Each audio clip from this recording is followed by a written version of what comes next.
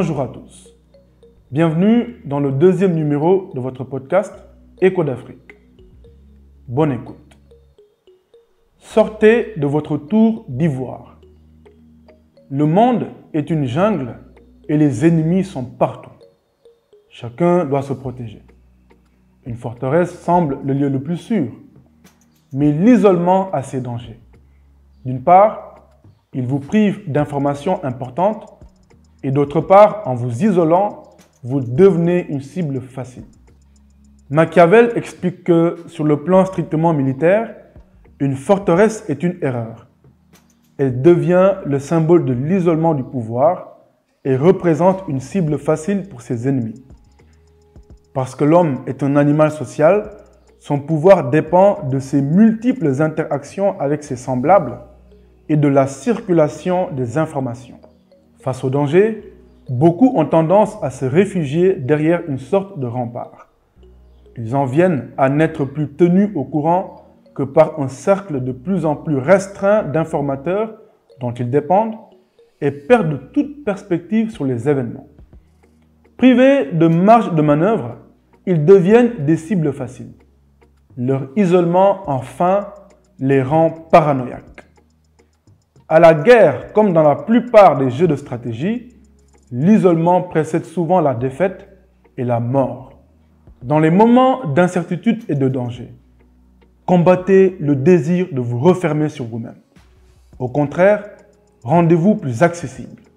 Sollicitez vos anciens alliés et trouvez-vous-en de nouveaux. Introduisez-vous dans des cercles de plus en plus larges et variés. C'est depuis des siècles la stratégie des puissants. Cicéron, avocat et homme d'État romain, était issu d'une famille patricienne relativement obscure et avait peu de chances d'atteindre le pouvoir à moins de se faire une place parmi les grandes familles qui contrôlaient Rome. Il y réussit brillamment en identifiant chaque personne d'influence et les interconnexions de son réseau. Il allait partout, connaissait chacun et avait tant de relations que pour lui, un ennemi pouvait facilement être contrebalancé par un allié ailleurs. Talleyrand appliquait exactement la même stratégie. Bien qu'appartenant à la plus ancienne noblesse de France, il s'appliquait à rester en contact avec ce qui se passait dans les rues de Paris. Cela lui permettait de voir venir les tensions et les troubles. Il prenait même un certain plaisir à frayer avec des individus louches qui lui fournissaient de précieux renseignements. À chaque crise, à chaque passation de pouvoir, la fin du Directoire, la chute de Napoléon, l'abdication de Louis XVIII, il s'en sortit et même prospéra, parce qu'il ne s'était jamais enfermé dans un cercle étroit, mais avait toujours établi des relations avec le nouvel ordre. Cette stratégie s'applique à tous les grands entrepreneurs qui réussissent en Afrique. Nous pouvons citer Aliko Dangote. Elle est aussi utile à tous les jeunes qui sont désireux un jour d'atteindre les sommets du pouvoir.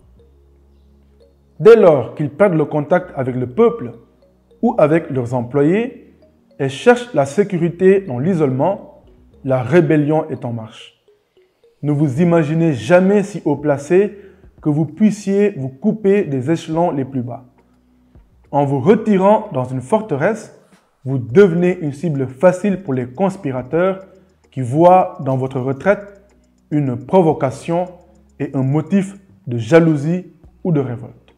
L'homme, on l'a dit, est un animal social. Il est fait pour les rencontres, les échanges, les mondanités en somme. Plus vous serez en contact avec les autres, plus vous serez aimable et détendu.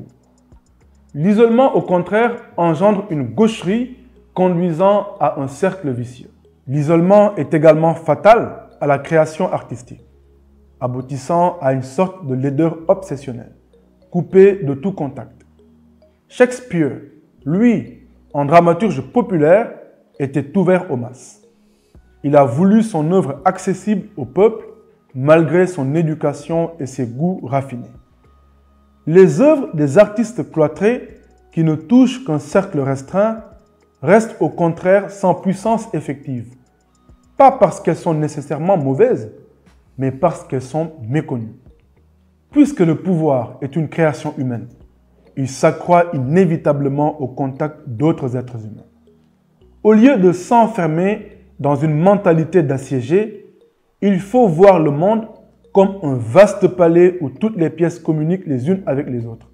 Soyez perméables, capables d'évoluer dans toutes sortes de cercles et de milieux. Cette mobilité et cette souplesse vous protégeront des conspirateurs dont les secrets ne pourront vous échapper.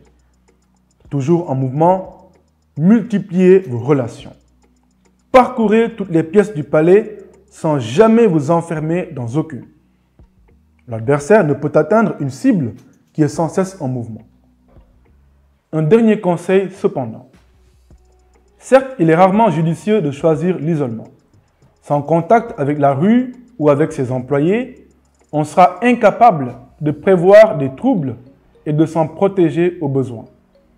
La seule chose qu'un commerce incessant avec autrui ne facilite guère est la réflexion stratégique.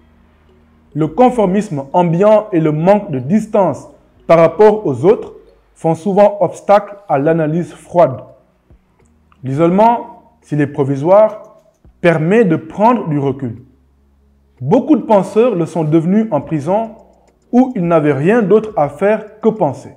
C'est en exil que Nicolas Machiavel a écrit son plus grand chef-d'œuvre, Le Prince, retiré dans une ferme loin du panier de crabes politiques florentin. Ousmane Sonko est devenu meilleur stratège politique grâce au recul et au détachement dont il dispose depuis son incarcération à la prison de Sébikotane, puis au Cap Manuel. Nelson Mandela, l'une des figures historiques les plus inspirantes qui ait jamais vécu, a été arrêté par le gouvernement d'apartheid d'Afrique du Sud et a passé 27 ans en prison, du 7 novembre 1962 au 11 février 1990. Au cours de ces 10 052 jours de détention, il fut un épistolier prolifique, écrivant des centaines de lettres aux autorités inflexibles, à ses compagnons de lutte, aux gouvernements officiels, mais aussi à sa femme Winnie, à ses 5 enfants et plus tard à ses petits-enfants. J'ai eu le plaisir incroyable de lire récemment les 255 lettres inédites publiées par sa fondation. Elles offrent le portrait le plus intime que j'ai jamais lu au sujet de Madiba et donnent un aperçu exceptionnel sur la façon dont il a vécu cet isolement, ce long isolement. Ces lettres inédites révèlent l'héroïsme d'un homme qui aura été, par son courage et par son esprit visionnaire, l'une des figures de l'histoire contemporaine les plus révolutionnaires. Le danger de l'isolement cependant, s'il devient trop long, est qu'on se mette à cultiver toutes sortes de chimères perverses. N'est pas Nelson Mandela qui veut. On acquiert peut-être une vue d'ensemble grâce à l'effet de recul, mais au détriment du sens de sa propre petitesse et de ses limites.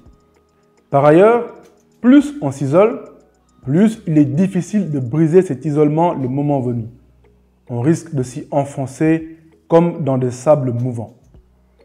Si l'on a besoin de calme pour réfléchir, mieux vaut, comme le général de Gaulle en mai 68, disparaître un moment, mais pas trop longtemps, et en prenant soin de garder la porte ouverte. Merci.